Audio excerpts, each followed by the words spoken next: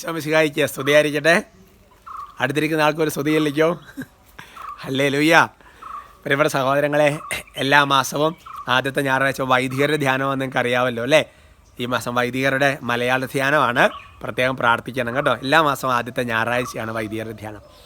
പ്രിയപ്പെട്ട സഹോദരങ്ങളെ, ഇന്ന് സംസാരിക്കാൻ ഈശോ തോന്നിപ്പിക്കുന്ന കാര്യമെന്ന് പറയുന്നത് കുഞ്ഞുങ്ങളുടെ യാത്ര ആരംഭിക്കും മുമ്പ്. അങ്ങനെയാണല്ലോ എഴുതിയിരിക്കുന്നത്. എൻ്റെ സഹോദരങ്ങളെ, ഇതിനകത്തൊരു കാര്യമുണ്ട്. എന്നാണെന്നറിയാവോ? സാധാരണ നമ്മൾ യാത്ര എവിടെയെങ്കിലും പോകുന്നതിന് മുമ്പ് നമ്മൾ ചില കാര്യങ്ങൾ ആരംഭിക്കും. അപ്പോൾ കുഞ്ഞുങ്ങളെ സംബന്ധിച്ചാൽ അവരെ ജീവിതയാത്ര ആരംഭിക്കും മുമ്പ് മാതാപിതാക്കന്മാരായ നമ്മൾ ശ്രദ്ധിക്കേണ്ട ഒരു കാര്യത്തെക്കുറിച്ചാണ് വചനം പഠിപ്പിക്കുന്നത്. പ്രഭാഷകൻ്റെ പുസ്തകത്തിൽ 51-ാമത്തെ അധ്യായത്തിൻ്റെ 13-ാമത്തെ വാക്യത്തിൽ വചനം പഠിപ്പിക്കുന്നത് ഇങ്ങനെയാണ്: യാത്രകൾ ആരംഭിക്കുന്നതിന് മുമ്പ് വളരെ ചെറുപ്പത്തിൽ തന്നെ ജ്ഞാനത്തിന് വേണ്ടി ഞാൻ ഹൃദയം തുറന്ന് പ്രാർത്ഥിച്ചു. എൻ്റെ പ്രിയപ്പെട്ട സഹോദരങ്ങളെ, ഞാൻ മറ്റേതോ ടോക്കുകളിൽ പറഞ്ഞിട്ടുണ്ട്, ജ്ഞാനമാണ് ഏറ്റവും പ്രധാനപ്പെട്ട ഒരു കാര്യം. അതുകൊണ്ട് ഈ കുഞ്ഞുങ്ങളുടെ ധാരാളം ജ്ഞാനം നിറയണം.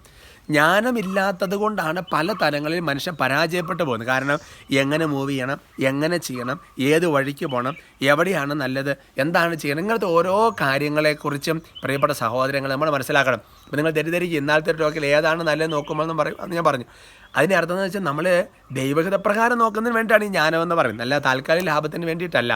അപ്പോൾ അതുകൊണ്ട് ഞാൻ ഓർക്കാണ്, പണ്ട് തോമസ് പോൾ ബ്രദറാണ് എൻ്റെ ഓർമ്മ.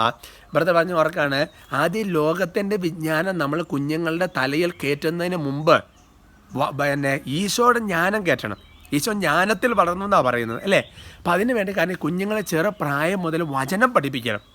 എൻ്റെ പ്രിയപ്പെട്ട സഹോദരൻ, നിങ്ങൾ ചോദിക്കുക, ഓരോ പല മതസ്ഥരും നോക്കി എത്ര ചെറുപ്പത്തിൽ തന്നെയാണ് അതിന് ഈ അവരുടേതായ മതത്തിൻ്റേതായ കാര്യങ്ങൾ പഠിപ്പിക്കുന്നത്. അപ്പോൾ നമ്മൾ എന്ത് ചെയ്യണമെന്ന് ചോദിച്ചു കഴിഞ്ഞാൽ, നമ്മൾ ഈശോയുടെ വചനം കൊണ്ട് നമ്മളെ കുഞ്ഞുങ്ങളെ മാക്സിമം നിറയ്ക്കണം ചെറുപ്രായത്തിൽ, ലോകത്തിൻ്റെ ജ്ഞാനം കയറുന്നതിന് മുമ്പ്.